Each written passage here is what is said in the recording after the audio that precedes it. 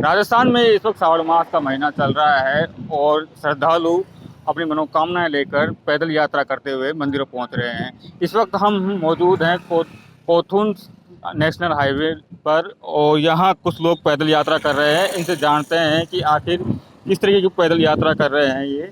आप लोग पैदल चल रहे हैं। हाँ जी। ईआरसीपी को लेकर क्यों चल रहे हैं? देखिए देखिए एक प्रोजेक्ट हमारे सामने पूर्वी राजस्थान नहर परियोजना ये सुर्खियों में छाया हुआ है। तो अभी राज्य सरकार के द्वारा घोषणा की गई फ्रंट में आके कि केंद्र इसे पूरा नहीं करता है तो राज्य इसे पूरा करेगा। तो मैं कहना चाहती हूँ कि हमारी इस पैदल मार्च का एक ही उद्देश्य है।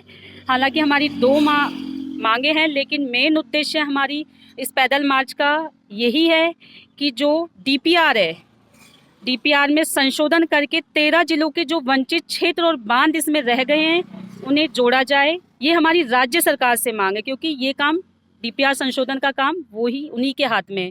और हमारी दूसरी मांग है केंद्र सरकार से कि ठीक है, फ्रंट में आप राज्य सरकार आ रही है, लेकिन आपका फर्ज बनता है, क्योंकि जो इसका पूरा इस परियोजना का जो वो है बजट है वो राज्य के नहीं है। तो हमारा केंद्र सरकार से ये मांग है कि इसे राष्ट्रीय परियोजना घोषित की जाए। लेकिन आप तो पैदल यात्रा निकाल रहे हो, लेकिन जिस तरीके से राजनीति हो रही है, ईआरसीपी बीजेपी अपना दावा रख रही है, कांग्रेस अपना दावा रख रही है, तो किस तरीके से देख रहे हैं राजनीति को? देखिए, मैं एक आम जनता की नज़र से देखूं तो हम गुमराह हो रहे हैं पार्टियों के द्वारा। हम कांग्रेस के पास जाते हैं तो वो आरोप प्रत्यारोप बीजेपी पे लगाती है, केंद्र पे लगाती है, और हम केंद्र के पास जाते हैं राष्ट्रीय परियोजना की वो करते हैं तो वो राज्य सरकार पे। तो मतलब गेंद एक दूसरे के पाले में फेंक रहे हैं। लेकिन हम आम जनता, हमें पार्टियों से कोई मतलब नहीं है। हमें पानी चाहिए, दोनों पार्टियों में दोनों मिलके दो, अलग अलग दो, लेकिन हमें पानी दो। कल आप स्वास्थ्य मंत्री प्रसाद लाल मीणा जी के यहाँ ज्ञापन देने गई थी, तो जिस तरीके से वहाँ होट हो गई, क्या कारण रहा, क्यों हो?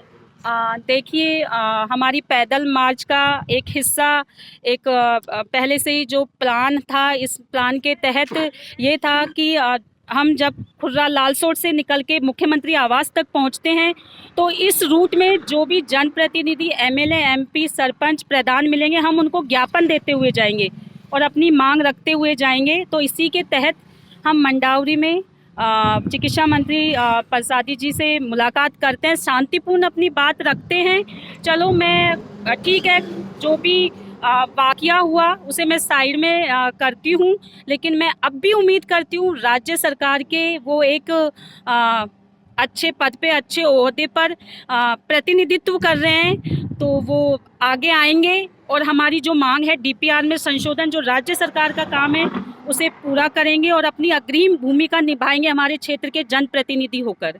जिस तरीके से वहाँ वाकया हुआ, गेट आउट भी कहा गया और एक आप महिला थी, एक कांस्टेबल को बुलाया जाता था, बाहर निकाला जाता है, तो किस तरीके से क्या? देखिए, थोड़ा सा बात कुछ मंत्री जी के द्वारा मैंने क्रिया का प्रतिक्रिया दे दिया तो नोकझोंक बढ़ती गई। वो अपने स्तर पे बातों को रख रहे थे, वो अपनी पार्टी का पक्ष रख रहे थे और मैं एक आम जनता की हैसियत से उनको समझा रही थी कि सर, हम जनता है, हम इस नज़रिए से देख रहे हैं। तो वही नोकझोंक थोड़ी सी बढ़ गई और वो थोड़ा ज़्यादा बढ़ गई। लेकिन मैं अब भी इस मामले को साइड में रख के शांत करके मैं मंत्री साहब से उम्मीद करती हूँ, राज्य सरकार से, केंद्र सरकार से।